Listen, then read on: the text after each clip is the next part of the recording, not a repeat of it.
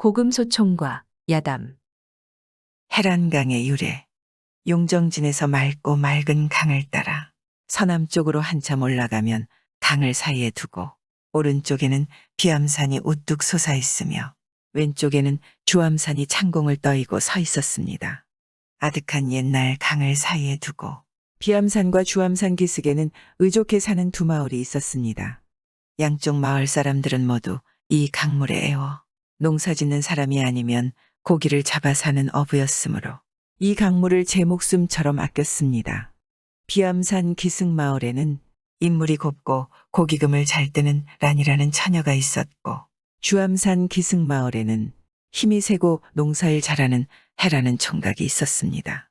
해와 란은 늘 함께 배를 타고 고기를 잡거나 밭에 나가 일도 같이 하곤 하였습니다.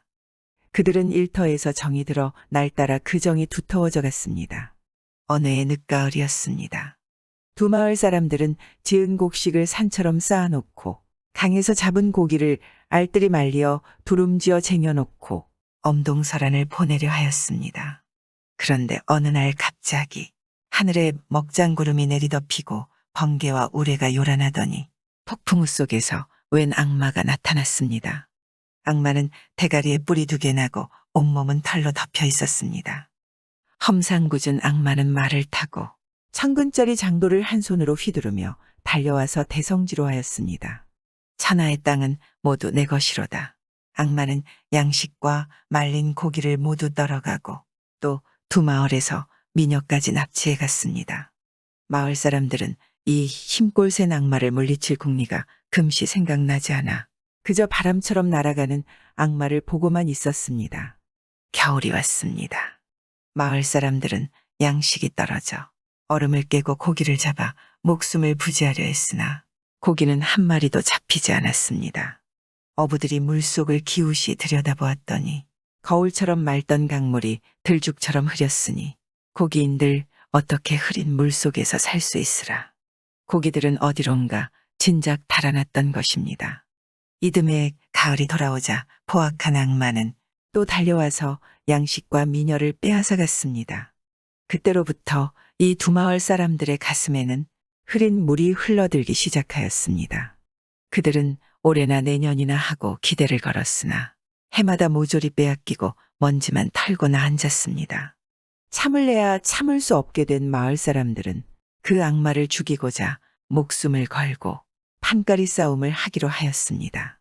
마침내 농민들은 호미를 들고 어부는 노를 들고 일떠났고 힘장사 해는 섯을 푸른 장검을 비껴들고 사람들의 앞장에 나섰습니다. 어느 날 악마는 또 1000근짜리 장도를 휘두르며 달려왔습니다. 용감한 해는 날쌔게 뛰어나와 대성지로 하며 악마에게로 달려들었습니다. 악마는 감때 사납게 희웃으며 서슴없이 덮쳐들었습니다. 해는 장검을 번개치듯 휘두르며 그놈을 맞받아 나갔습니다.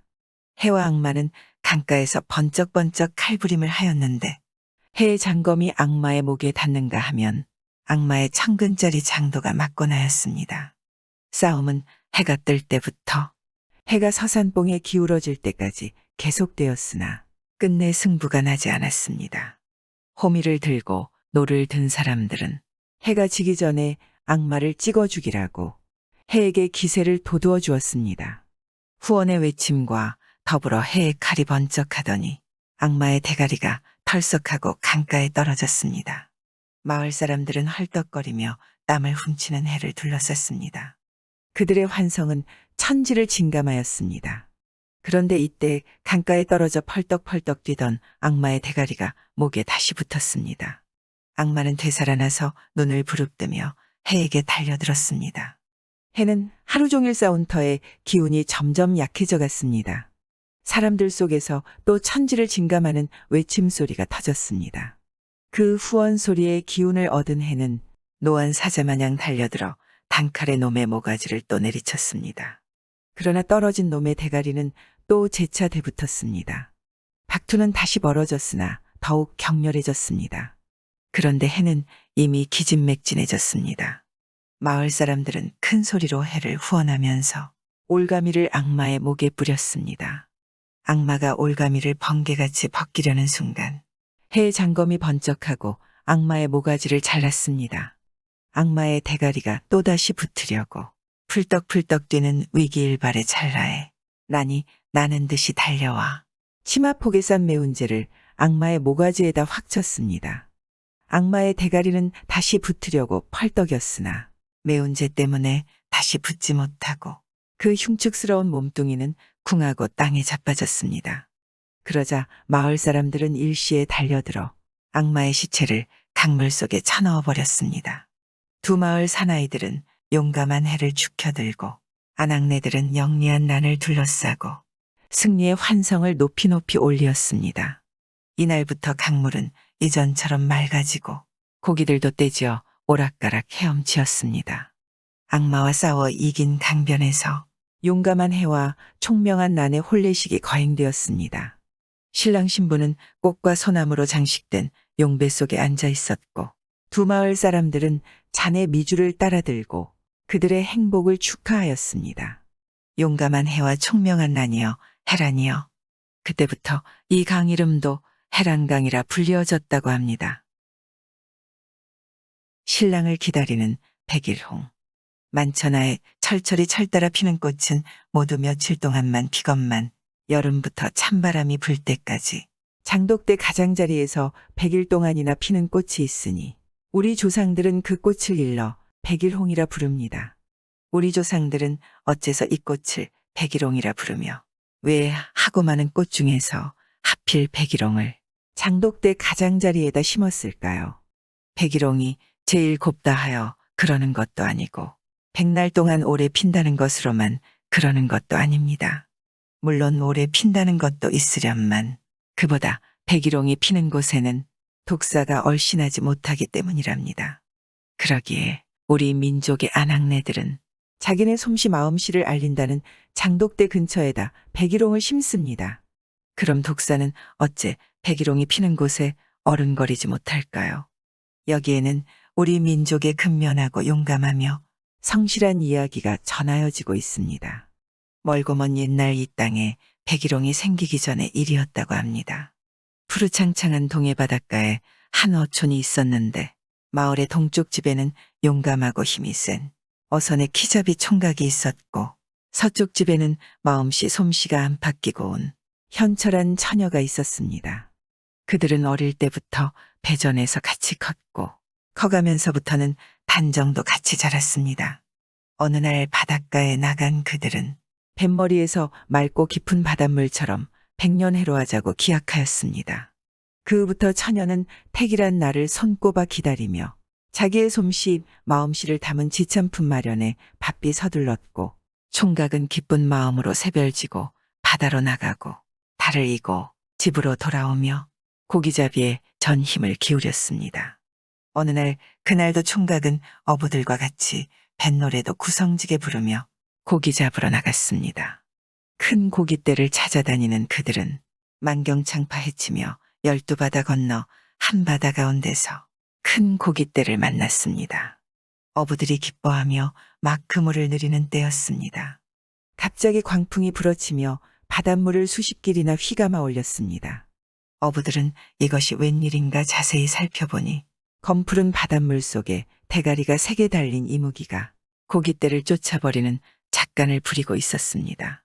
그러니 거센 풍랑이 일어 고기배가 파손될 지경이어서 어부들은 고기를 잡기는 고사하고 풍랑과 더불어 박투하며 구사일생으로 겨우 살아 돌아왔습니다. 사람들은 그야말로 구사일생으로 살아 돌아왔지만 앞일은 난감하기 짝이 없었습니다.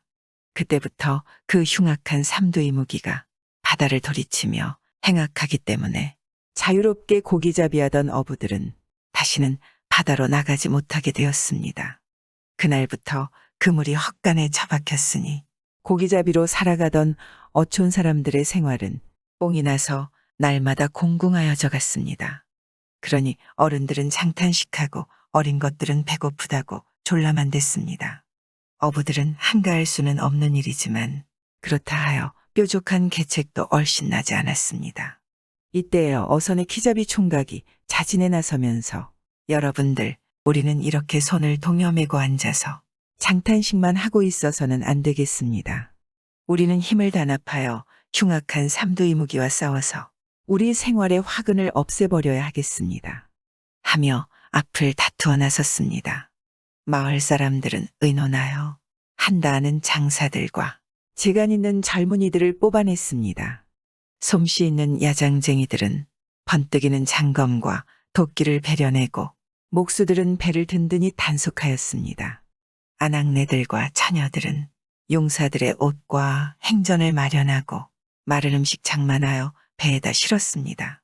출정하는 날 마을 사람들은 무사로 단장한 용사들을 전송하면서 승리의 개선을 예축하였습니다. 서쪽 집 처녀는 어려운 싸움터로 앞장서 나가는 총각을 바래고 바래벼 부디부디 몸조심하라고 12번 당부하였습니다. 동쪽 집 총각은 만리창파 속으로 삼두이무기와 싸우러 가니 생사를 결단하지 않을 수 없었습니다. 그리하여 그는 눈물을 흘리는 처녀에게 서러워 마오. 원수를 죽이지 않으면 우리 어촌 사람들이 살아갈 수 없소. 그러니 만백성을 위해서 원수와 싸우러 가는 것은 마땅한 일이고 빛나는 일이요.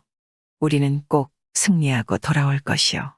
라고 하면서 품 안에서 거울 하나를 꺼내주면서 말을 이었습니다. 이 거울이 맑고 그 속에 흰 돛대가 보이거든. 내가 무사한 줄 알고 만일 붉은 돛대가 보이다 거울이 흐려지거든 잘못된 줄로 아오. 라고 하였습니다. 처녀는 총각에게 말을 더 못하게 하였습니다. 총각은 또 처녀를 위안하다 배에 올랐습니다. 배는 북소리 징소리를 하늘 높이 올리면서 창파를 해가르고 멀고 먼 바다로 떠났습니다. 용사들을 떠나보낸 어촌 사람들은 그들이 원수 이무기와 싸워 이기고 돌아올 것을 축원하였고 그 처녀는 날마다 거울을 들여다보았습니다. 날은 걷잡을 수 없이 하루하루 지나가고 거울면은 그냥 동해바다같이 맑고 돛대도 새하얗게 보였습니다. 처녀는 기쁨을 금치 못하여 집집마다 돌아다니며 희소식을 전하였습니다. 용사들이 떠나간 지 달포도 넘는 어느 날이었습니다.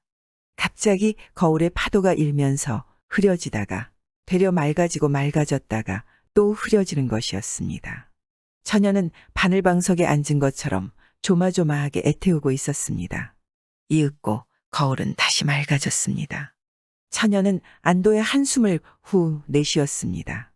한참 지난 후였습니다. 처녀가 거울을 들여다보려니 갑자기 거무충충한 돛대가 하나 나타났습니다. 처녀의 가슴은 덜컥 내려앉았습니다. 처녀는 괴로워 눈물만 흘리면서 며칠 동안 그냥 거울만 지켜보고 있었습니다. 그래도 거울면에 나타난 거무충충한 붉은 돛대는 희어질 줄 모르고 여전히 검붉은 그대로였습니다. 처녀는 애태우고 태우면서 거울을 안고 바닷가로 나가 출렁거리는 바다를 하염없이 바라보며 울고 울다가 저 바다 머리 있는 이무기에게 증오를 쏘아보냈습니다. 기다리고 기다려도 사랑하는 님은 돌아오지 않고 거울에 나타난 검붉은 돛대는 점점 더 충충해질 뿐이었습니다. 처녀는 그만 거울을 아는 채 용감한 총각에 대한 사모와 원수에 대한 증오의 불길로 그 자리에 쓰러진 채 영영 잠들고 말았습니다. 어촌 사람들은 비장한 감을 금치 못하여 처녀를 바다가 보이는 양지 쪽에다 고이 묻었습니다. 그런데 이상하게도 처녀의 장례를 지낸 이튿날 그 무덤 위에 울긋불긋 꽃들이 피었는데 그 중에는 유달리 크고 붉은 꽃 한 떨기가 탐스럽게 피어나더니 오래도록 시들지 않고 그냥 곱게 곱게 피어 있었습니다. 이 이름 모를 꽃이 백날 되는 날이었습니다.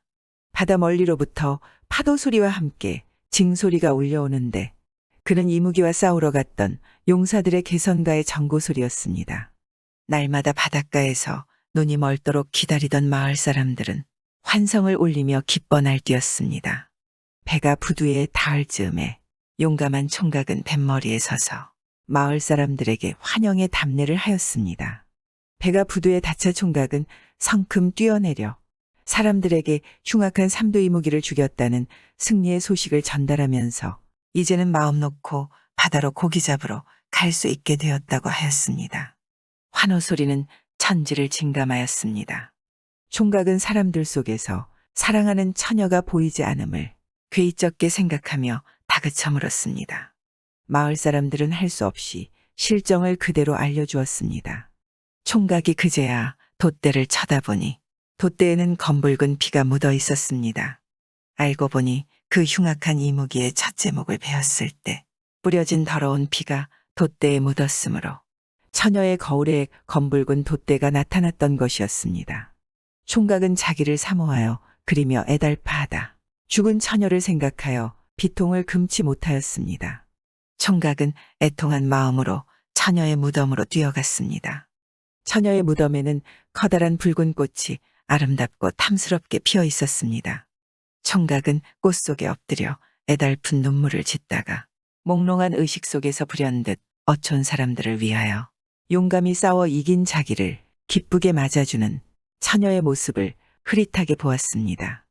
모여 섰던 마을 사람들은 정신을 잃은 자기들의 용사를 황급히 흔들어 깨웠습니다. 총각이 정신을 차리고 몸을 일으키려는데 갑자기 그 백날 동안 피어있던 꽃잎이 우수수지며 삽시간에 시들어 버렸습니다. 그때부터 해마다 여름이면 처녀의 무덤 위에 이 이름 모를 꽃이 가득가득 피어났고 또한 어김없이 백날을 피었다가 지곤 하였습니다. 그래서 사람들은 그 꽃 이름을 백일홍이라 불렀다 합니다. 처녀가 이무기의 원한을 품고 죽었기에 그의 넋인 백일홍 가까이에는 그의 원수인 뱀이라는 것은 얼씬거리지 못한다 합니다. 그때부터 어촌의 아낙네들은 장 잘 담그는 솜씨 있고 마음씨 고운 그 처녀를 기념하고 더러운 독사의 침해도 방지하고자 해마다 백일홍을 장독대 가장자리에 심었다 합니다. 재간둥이 사형제. 옛날 한나라의 왕이 늦게야 무남동녀 외딸을 두었는데 그는 용모가 아름다울 뿐만 아니라 재간이 출중하여 세상 못하는 일이라곤 없었습니다. 게다가 걸음 걷는 재간은 그 중에도 으뜸이라 하루에 500리길도 멀다 하지 않았습니다. 부왕은 그 딸을 불면 날아갈까 쥐면 꺼질까 하며 애지중지길러 이팔청춘 꽃시절이 되었습니다. 부왕은 온 천하에서 딸과 같이 재간이 특출한 인재를 탐문해내서 부마로 삼고 나라의 후대를 이어가게 하자고 생각하였습니다. 그래서 방을 널리 내걸었습니다. 방이 천하에 통달되자 이렇다는 난객들이 궁중으로 구름 모이듯 모여들어 인산인해를 이루었습니다. 천하에 글 잘 쓰고 활 잘 쓰며 말 잘하는 재간둥이들은 제각기 공주가 내놓은 재간비김을 하였지만 누구 하나 그를 따를 만한 총각이 없었습니다. 이때 산골 안에서 땅 파먹고 살던 한 더벅 총각이 그 소문을 들었습니다. 이 산골 총각은 산 넘고 물 건너 다니는 걸음걸이 용마를 가히 따를 수 있었습니다. 그런 재간둥이가 서울을 찾아 떠났습니다. 그는 귀밑머리에 바람 소리가 나게 걸어가는데 길가의 물방앗간에서 물 없는 물레방아가 빙빙 돌아가며 방아가 쿵쿵 찧어지고 있었습니다. 그가 이상하게 여기고 이 생각 저 생각하며 산비탈길을 올라가노라니 어떤 사람이 나무 토막에 앉아서 한쪽 콧구멍을 막고 한쪽 콧구멍으로 콧김을 내고 있었습니다. 그는 괴상스러워 무얼 하는 사람이냐고 물은즉 그가 대답키를 콧김으로 물레방아를 돌리고 있다고 하였습니다. 그제야 괴상야릇하게 여기던 사연을 알게 되었고 동시에 그의 재간도 이만저만이 아니라는 것을 알게 되어 서로 인사를 나누었습니다. 자기는 용마를 능가할 수 있는 걸음 걷는 재간이 있기에 서울 공주와 비김하러 가는 길이라 하였습니다. 그 역시 콧김 비김을 하러 가는 길이라 하면서 동무하자고 하였습니다. 그들 둘이 길동무가 되어 가는데 또 한 사람이 활을 만궁으로 벌리더니 높이 뜬 독수리를 겨누고 시위를 놓았습니다. 싱하는 소리를 내며 올라간 화살은 독수리 대가리에 박히고 독수리는 땅에 떨어졌습니다. 그를 본 이들은 생각하기를 그의 활재간도 여간이 아닌 것 같아서 그를 청하였습니다. 그는 말하기를 자기는 날짐승을 쏠 때 눈을 쏘아 맞춰 떨구어야지 다른 곳을 맞힌 것은 떨군 걸로 치지 않는다 하였습니다. 그도 청하니 역시 동감인지라 같이 가기로 해서 이제는 셋이 길을 걸어 한산마루에 올라가 쉬고 있었습니다. 그들 셋이 서로 지나온 이야기를 하며 쉬고 있는데 웬 사람이 집채 같은 나무통을 지고 슬렁슬렁 걸어 올라와서 같이 쉬려고 하였습니다. 그들은 나무통을 지고 온 사람에게 그 통에 무엇을 담았느냐고 물었습니다. 그는 대답기를 술을 담았는데 술도가에 술이 적어서 조금밖에 못 지고 온다 하였습니다. 재간 있는 새 총각은 이도 자기네 못지않은 힘장사이니 같이 갈 수 있다고 생각하였습니다. 그래서 걸음 잘 걷는 총각이 인사를 걸었습니다. 이분이 콧김이 새고 저분은 활을 잘 쏘며 자기는 걸음을 잘 걷는다 하면서 같이 동행할 것을 청했습니다. 그 역시 쾌히 승낙하더니 큰 나무박에다 독한 소주를 찰랑찰랑 넘치게 쏟아놓고 하는 말이 우리가 여기서 이렇게 만나게 된 것도 천상연분인 것 같습니다. 그러하니 우리는 이 한 박의 술을 똑같이 나누어 마시고 이 술같이 깨끗하고 변치 않는 형제로 될 것을 결의합시다. 라고 하였습니다.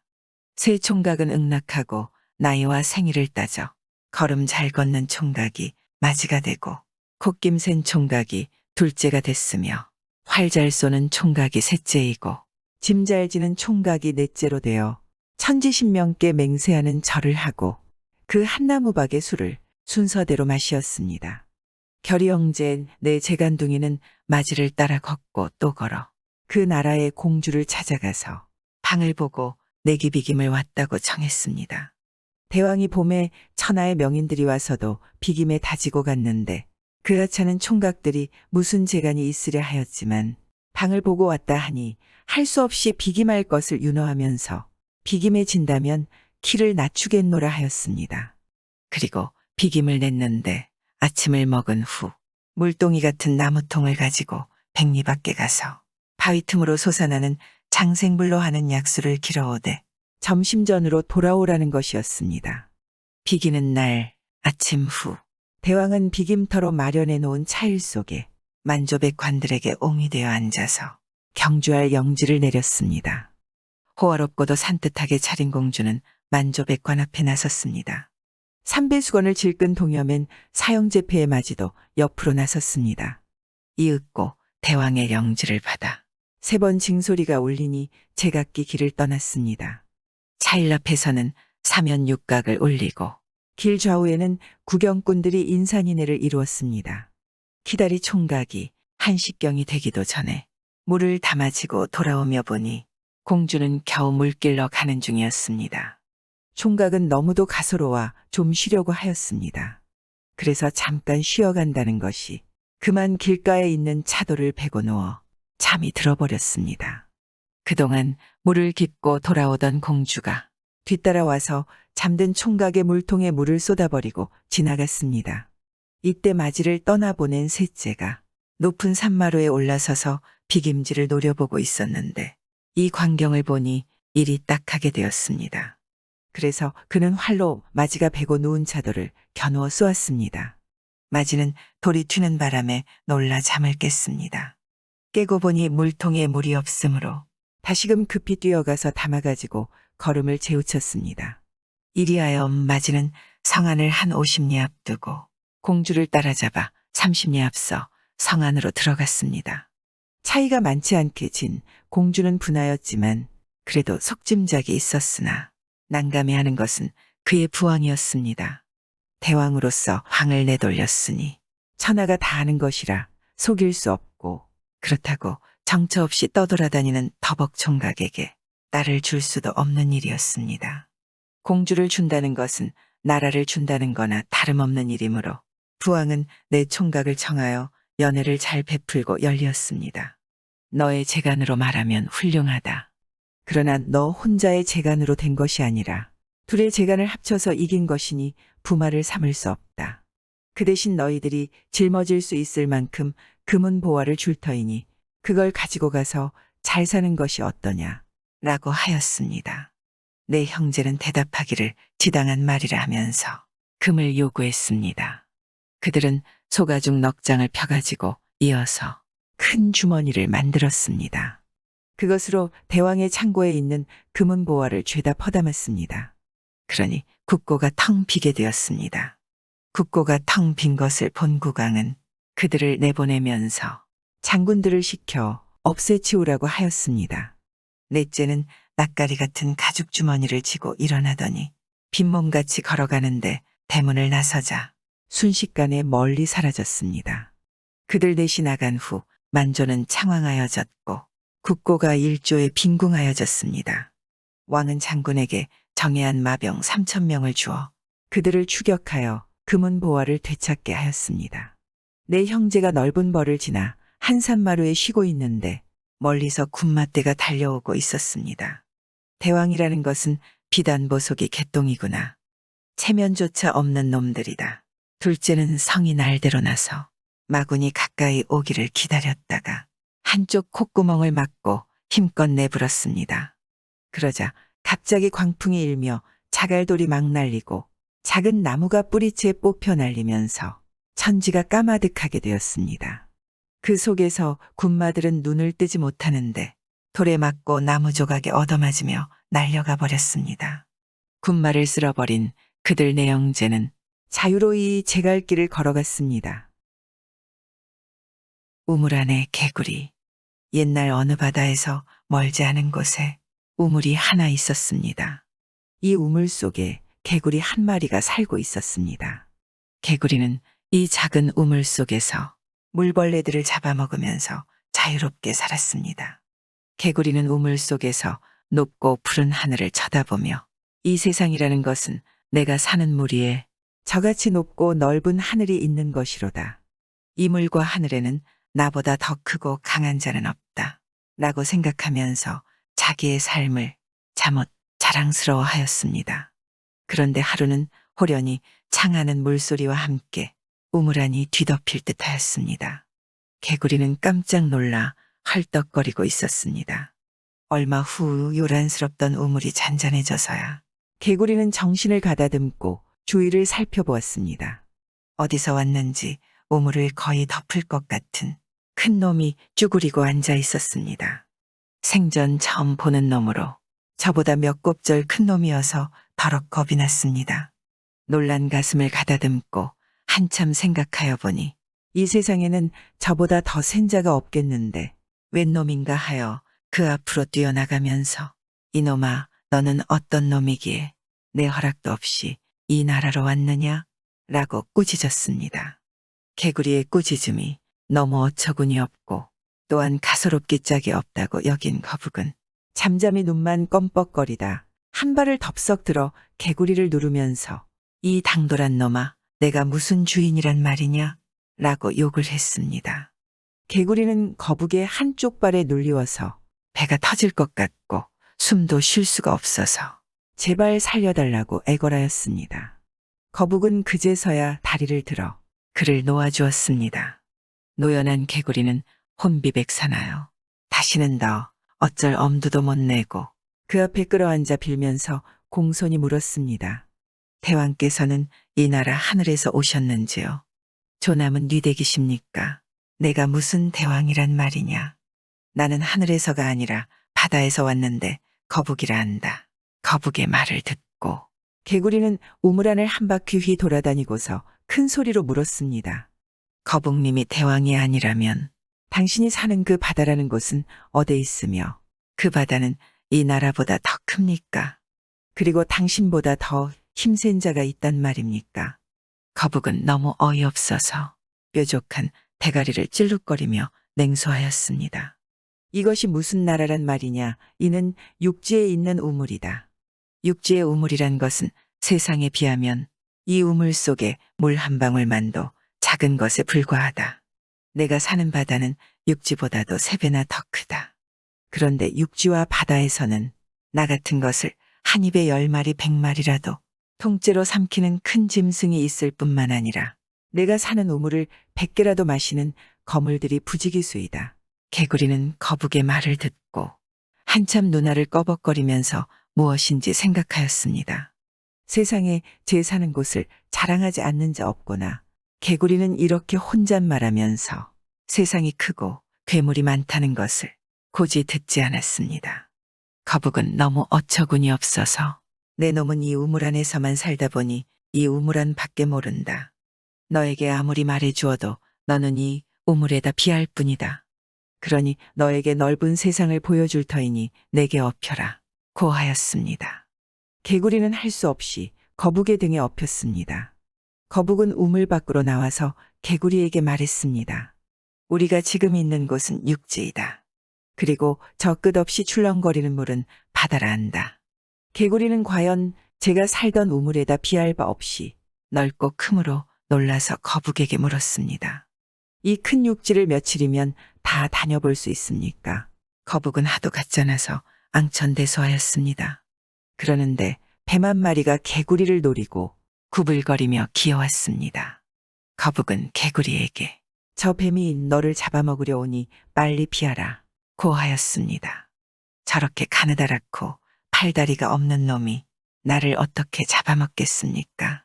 너는 한 입에 통째로 삼킨다. 그러는 새에 뱀은 벌써 가까이에 왔습니다. 그러나 거북이 때문에 달려들어 물지는 못하고 혀만 날름거렸습니다. 개구리는 그제야 뱀이 자기를 먹자고 한다는 것을 알고 도망치려 하니 거북이가 개구리를 붙잡았습니다. 그러는데 큰 황새 한 마리가 날아와서 긴 주둥이로 뱀의 목을 집어물고 훨훨 날아가 버렸습니다.